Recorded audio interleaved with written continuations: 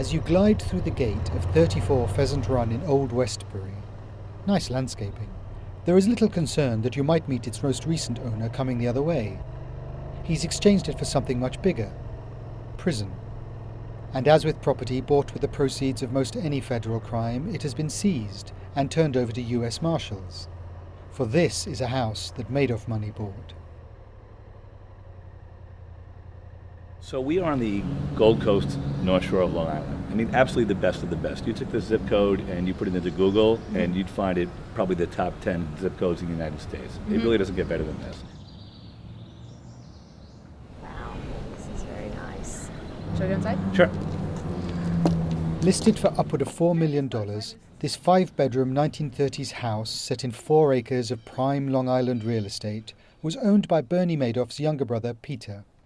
A lawyer and chief compliance officer at Bernie's firm, Peter was jailed for 10 years last December for crimes that, he insists unknowingly, helped his notorious brother swindle tens of billions of dollars in the Ponzi scheme that destroyed the lives and savings of so many investors. US Marshals took possession of Peter Madoff's homes and their contents, and now they have turned to Mr. Elliott to sell this house, to make as much money as they can for Madoff victims. Fantastic fireplace and mantle. Last week, Mr. Elliott gave 2 New York Times reporters a tour of the house and grounds.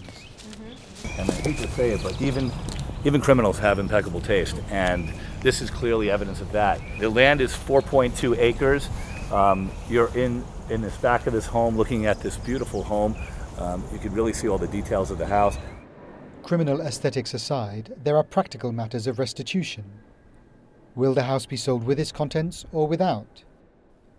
It seems certain to be separated from the furnishings inside. The second floor. And again, this is a very whimsical staircase, built in the 1930s. No stress on your legs, it's just the way it was done. At the end of the day, it's a real estate market because it's what the market's willing to pay. Really basically makes what the house is worth. $4,495,000. I think it's a tremendous value. I just need to find the right person who really appreciates the attention to detail here.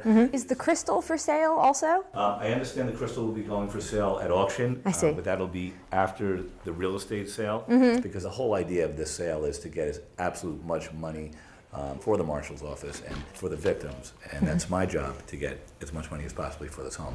Okay. Wine Spectator, Architectural Digest. All that will be for auction. Okay.